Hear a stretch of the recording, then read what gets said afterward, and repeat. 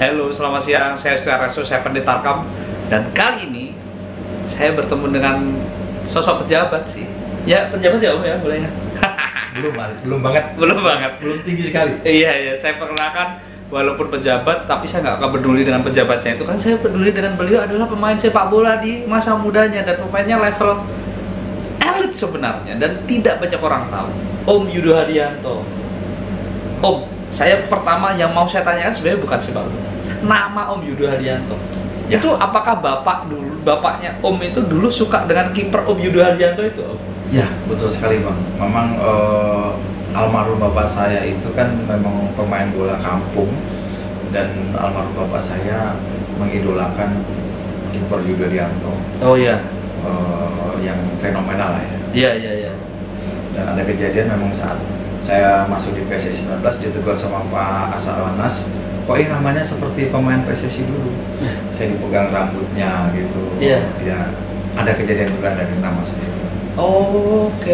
Nah, udah clear. Karena gini, dulu waktu saya kecil SMP ya baca Jawa Pos Liga Indonesia pertama, Ya. kan di Jawa Pos itu selalu ada susunan pemain tuh. Betul. Kipernya mesti Rahman Sade atau Samsudin gitu kan, terus backnya Hasan Pramono, Yudo Haryanto, Iya. Jayani gitu-gitu kan. Jayadi, ya, Nah, betul. Jayadi gitu. Yudo Haryanto dia bukannya kiper gitu. Saya penasaran dan Siap. akhirnya berapa puluh tahun kemudian, hampir 30 tahun kemudian terjawab itu. Ya. Nah, saya penasaran saya. Nah, saya ngasih tahu background sedikit. Om Yudo Haryanto ini adalah pemain yang pernah bermain di Galatama bersama Pelita Jaya, juga Mataram Putra dan Persita Tangerang di Liga Indonesia. Tetapi saya akan tidak bahas itu dulu.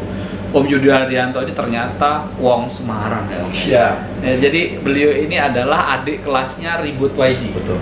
di PS Kuda Laut. Jadi PS Kuda Laut itu sebuah klub amatir anggota PSIS Semarang yang menghasilkan banyak pemain bintang, disponsori oleh Pertamina ya. Betul. Oh, ceritakan Om, seperti apa sih kiprahnya di PSIS Junior itu? Ya, saya awalnya tahun 1988 itu kan masuk di PSIS Semarang usia 15 tahun. Dulu namanya Haornas. Oke. Haornas kebetulan saya kaptennya. Terus kemudian lawan dengan Kurniawan itu adik kelas dulu. Terus kemudian setelah usia 15 tahun saya itu sempat diambil Arseto Solo. Karena yang mewakili Jawa Tengah Haornas itu Arseto Solo. Saya satu-satunya kapten yang dipinjam sama Arseto Solo untuk mewakili Jawa Tengah ke Jakarta. Waktu itu siapa pemain Arseto Solo? Pelatihnya Om? Pelatihnya almarhum Pak Sucipto yang sepuh. Oh, oke. Ya, Sebelum Om Solekan masuk ya berarti? Sebelum.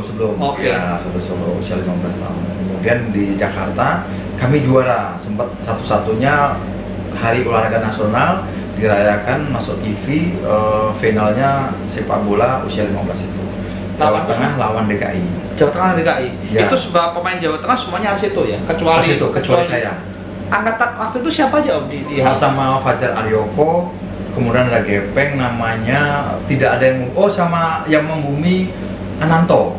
Oh, Pemain Ananto, PSIS APS itu. Persis Iya, Solo. itu satu angkatan dengan saya. Sempat Persis Solo kan Ananto? Iya betul, Persis Solo. Oh. Pernah di PSIS Semarang juga. Oh, oke. Seniornya Iya. saat itu Ananto itu. Oh, oke. Jadi itu tahun 88 8. ya? Ya, kita juara, kemudian di Arak di Kota Solo sampai kemudian SMA-nya saya diberikan rewardnya untuk memilih SMA di mana saja di Jawa Tengah. Kemudian masuk SMA 2, masuklah kembali ke PSIS Semarang usia 17. Suratin namanya dulu kan. Dari situlah berkiprahnya. Kemudian ya alhamdulillahnya saya dapat berkah jalan Allah. Saya dipertemukan dengan pelatih kepala di Klat Sawangan, Pak Edi Simon almarhum. Oke. Pak Edi Simon tuh penemu bakat banyak dari Indonesia ya Om ya? Betul sekali, dan itu kita cuman dibekali surat secari kertas untuk datang ke Diklat Sawangan untuk melakukan tes ya. Waktu itu Om Simon melihat Om Yudo pas main di mana? Di Citarum. Stadion Citarum. Hanya satu babak, kami menang lawan Magelang. Kemudian almarhum Itu Suratin ya? itu Suratin. Oke, Suratin. Hanya menuliskan kertas. Saya butuh nomor 5 dan nomor 9. Nomor 9 itu kemudian teman saya yang bikin gol, namanya Teguh, dan saya sendiri nomor 5, kaptennya. Terus dari kertas itu suruh datang ke Jakarta, Pelita Jaya. Tapi dari dulu memang pemain belakang Om? main belakang. Oke. Saya libero. Kemudian di Persita sama Om Benny di mix pernah di gelandang bertahan, di bek kanan. Oke, itu nanti aja Om. Oh siap. Nah, itu nanti Ya. aja. Suratnya? Ya. MD Simon cuma kembali ngasih berkas kertas doang. Kertas, secerek kertas. Terus itu Ya. diberikan ke pelatihnya? Ke pelatihnya, ke Pak Asisten itu namanya Pak Susilo Hadi. Oh, Susuradi itu asistennya Pak Edi Paryono? Ya, Pak Edi Paryono pelatih kepalanya. Oh, oke. Gimana rasanya Om? Ketika itu kan harus ngomong orang tua kan Om? Betul, ngomong orang tua, kedua orang tua tidak setuju untuk berangkat karena masih kelas 2. Saya satu-satunya dimotivasi sama kakak saya yang kerja di Indosemen, kesempatan hanya 1 kali datang berangkat. Itu kalimat itu saya pegang sampai sekarang. Kemudian saya berangkat dengan keberanian, modal yang Jakarta tuh blank sama sekali. Blank, saya nggak tahu Jakarta. Saya berpikir paling berkeinginan ketemu polisi, nanya sana sini di Kasawan tuh mana. Tapi Allah berkehendak, subuh-subuh sampai di terminal Pulau Gadung. Iya. Ada ibu-ibu naik bus, Iya. bis ekonomi waktu itu Nantungga bisnya, pakai baji. Kertas alamat itu saya pegang-pegang begini. Di tengah kegalauan sama teman saya akhirnya berangkat Teguh itu, ibu-ibu itu bilang, apa itu Mas? Ini Bu, saya mau ke Jakarta tapi nggak tahu Jakarta mana. Itu bukan Jakarta, Sawangan itu. Sawangan itu masuknya Depok. Mas mau kemana? Mas pemain bola ya? Akhirnya saya alhamdulillah diantar sama ibu dari Pulau Gadung, diajak ke Lebak Bulus nyari angkot ke Parung ya. Iya. Kan nggak tahu apa-apa tuh anak Semarang. Dan tahun itu kayak apa bentuknya Om? Aduh, masih rawan. Saya takut. Kemudian begitu nyampe di Sawangan, di pintu gerbang Sawangan, saya sujud syukur, saya nangis di situ. Nyampe saya Jakarta. Saya nggak kebayangin, Sawangan aja sekarang masih banyak tanah-tanah kosong ya Om? Betul. Gimana zaman 89 berarti itu? Iya, tahun 90 saat itu. 90? Iya. Gimana 90 ya?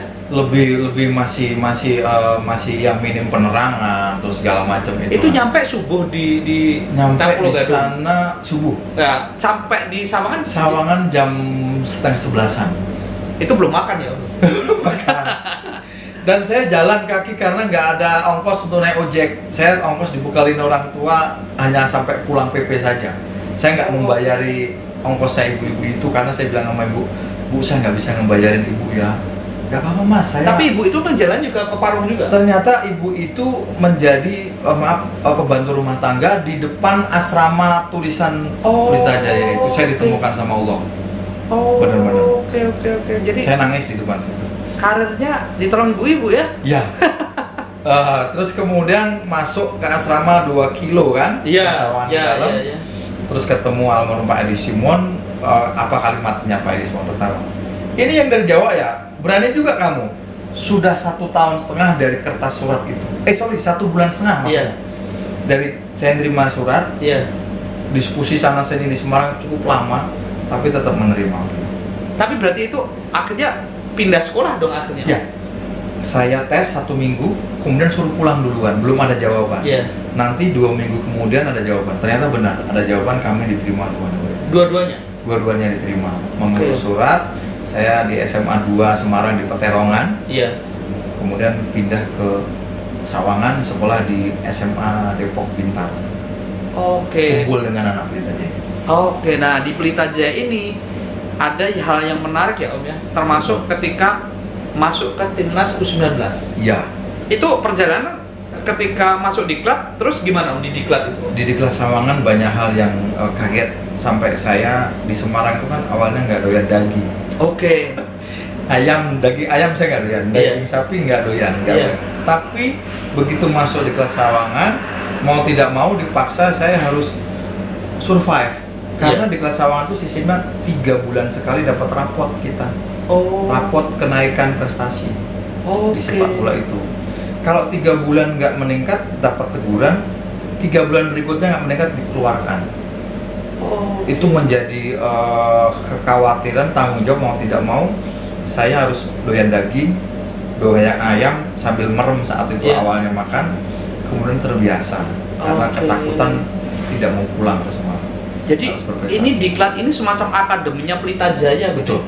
Satu-satunya mungkin saat itu di diklat Sawangan memang dari Senin sampai Sabtu itu kan pagi sore sampai malam kita ada pendidikannya ya, seperti itu. Kita dipaksa disiplin dan ya alhamdulillah terbentuklah karakternya. Jadi nggak salah lah kalau saya berpendapat bahwa seorang Nirwan Bakri itu memang punya konsep pembinaan sepak bola jauh lebih maju dibandingkan orang-orang sekarang mungkin. Jadi di era itu ya, di era itu sudah punya stadion sendiri, sudah punya akademi. Dan akademinya itu kokinya dari luar negeri ya Om ya? Ya betul, saya dari Semarang kampung tiba-tiba pindah ke Diklat Sawangan dengan menu yang luar biasa, takaran gizinya sudah ada, makan malam tuh seratnya kayak gimana, itu kita sudah merasakan hal-hal profesional.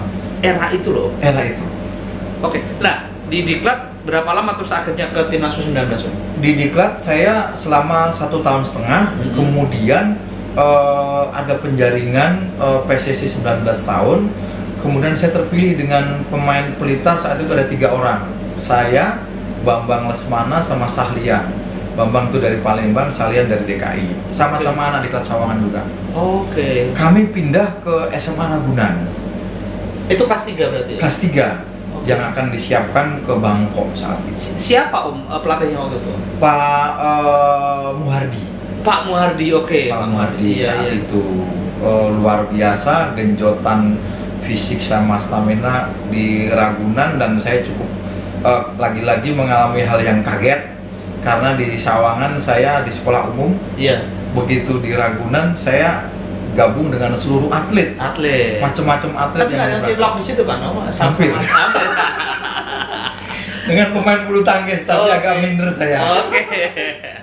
Padahal secara kami lulusan Diklat Sawangan Pelita Jaya, itu kan Diklat yang paling elit ya. Jadi 19 akhirnya gimana Om di cerita 19 itu? Iya, di PSSI 19 persiapan, kemudian sempat TC di Pulau Bangka Belitung ya, Pak Edi, waktu manajernya Pak Edi Sofyan. Pak Edi Sofyan di Bangka Belitung. Terus menjelang berangkat saya sakit. Ya, saya sakit. Saya sudah nggak mampu lagi untuk cukup lumayan karena pecah kaki saya. Oh, cedera Om? Tidak, jadi tangan dan kaki saya itu suka berkeringat. Pada saat latihan fisik di Ragunan yang panas, terus kaki saya itu pecah dan lumer, keluar darah banyak. Akhirnya batal ya Om? Ya, terus akhirnya saya disembuhkan, dikembalikan ke Pelita Jaya. Setelah sembuh, hikmahnya dari Diklat Sawangan, waktu itu Diklat uji coba sama Pelita Jaya Galatama 3 kali. Gitu. Menarik. Setelah ini gagal U19, tapi rezekinya di senior dan ada cerita gemeter terima duit banyak. Tapi ini di video kedua ya Om. Video pertama sudah cukup seru. Pendukung PSIS harus tahu bahwa, termasuk pendukung Solo, Jawa Tengah harus tahu bahwa ada pahlawan mereka di tahun 88 juara HMS. Oke, nanti video kedua Om. Ini ada gemetar-gemetar soal duit. Thank you, tunggu ya.